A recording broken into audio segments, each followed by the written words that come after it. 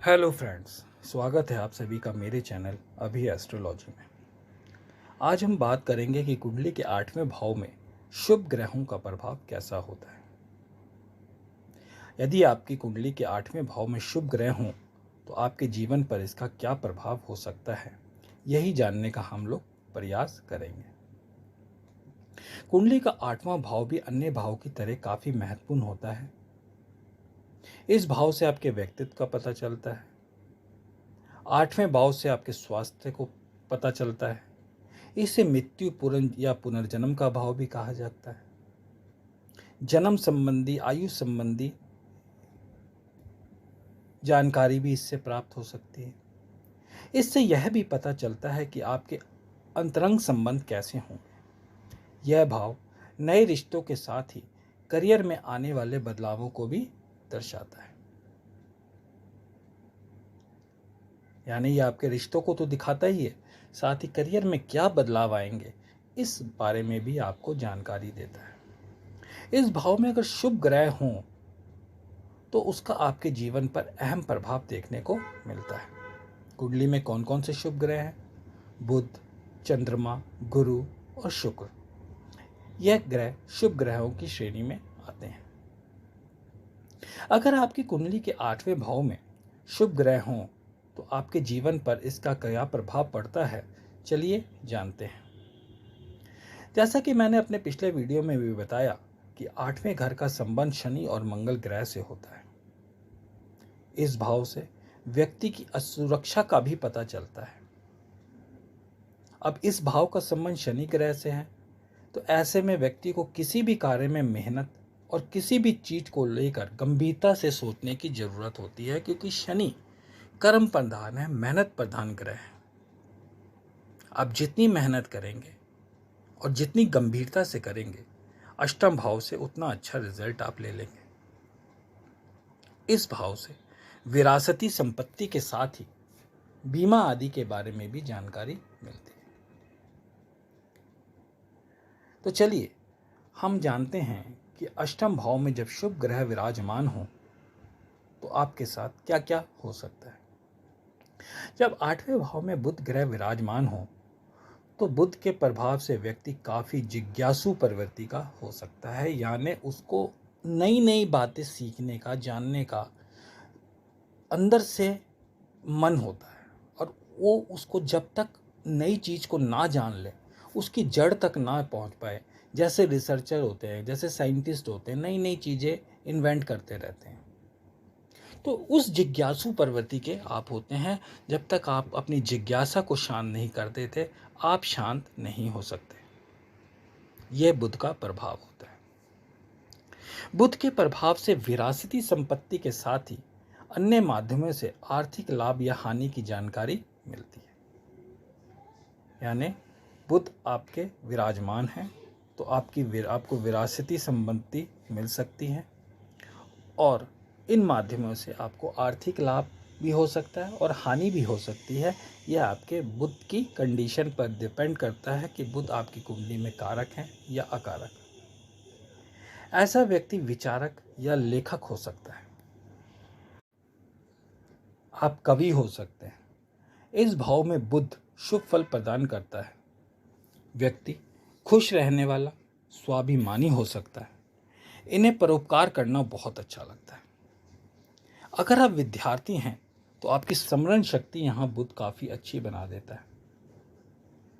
लेकिन स्मरण शक्ति अच्छी होने के कारण भी आप पढ़ाई में कमजोर हो सकते हैं।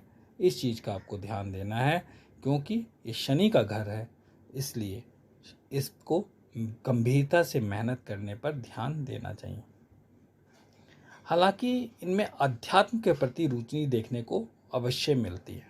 यदि इस अष्टम भाव में बुध ग्रह विराजमान है तो आपकी रुचि अध्यात्म की तरफ जरूर होगी। ऐसे लोगों को कम उम्र में ही कोई बेहतर उपलब्धि प्राप्त हो सकती है। अपने शत्रुओं पर भी ये हावी रहते हैं।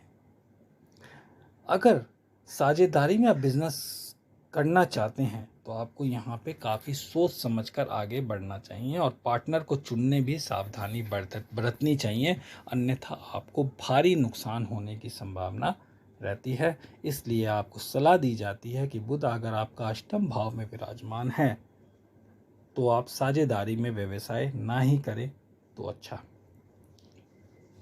आठवें भाव में यदि चंद्रमा विराजमान हो तो यहाँ चंद्रमा को अच्छा नहीं माना गया है, लेकिन इस भाव में चंद्रमा के कारण कई शुभ फल की प्राप्ति भी अवश्य होती है।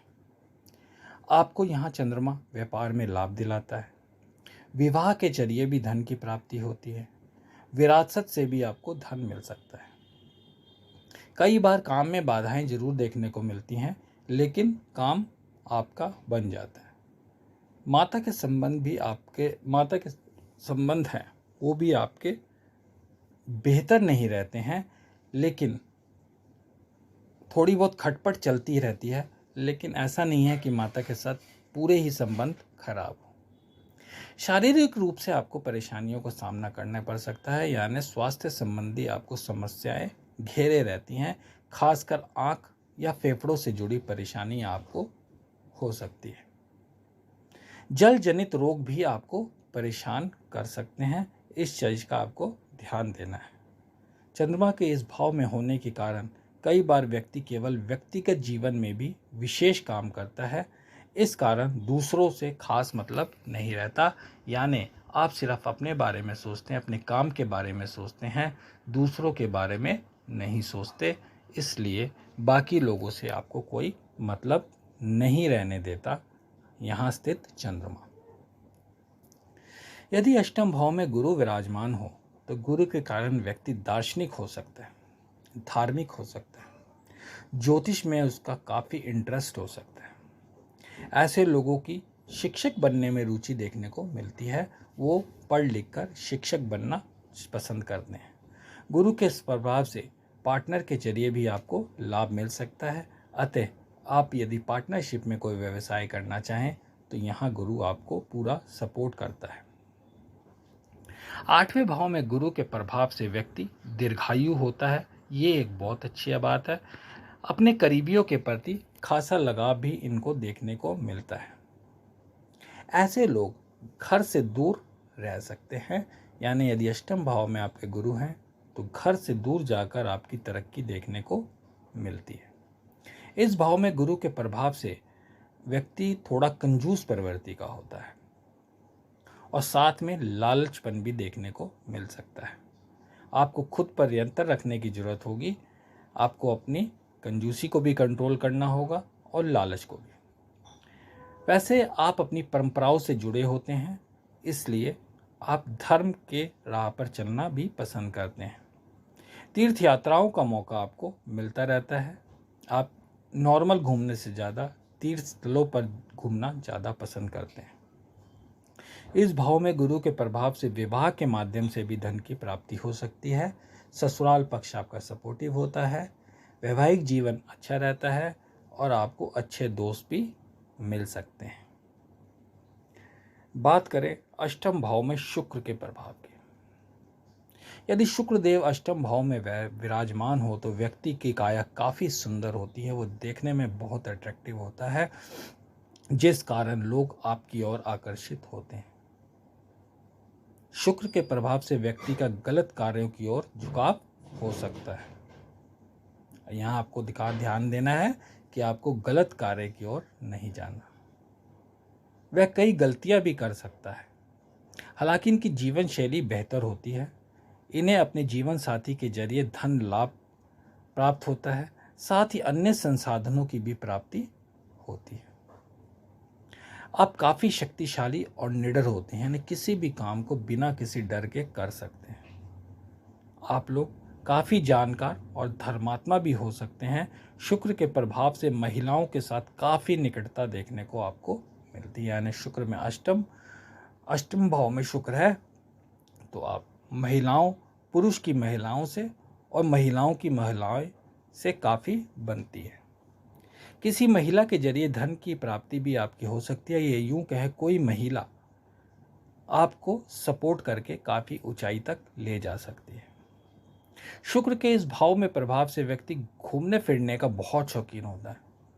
दोस्तों का भी साथ आपको मिलता है, हालांकि कई बार काम काज में कठिनाइयां देखने को मिलती है।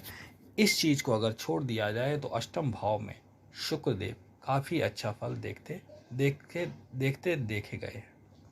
और यदि आपकी कुंडली में कारक ग्रह है तब तो ये सोने पे सुहागा वाली स्थिति बना देते हैं। तो आज के लिए इतना ही। आशा करता हूँ आज का टॉपिक आपको पसंद आया होगा। मिलते हैं अगले वीडियो में किसी दूसरे टॉपिक के साथ।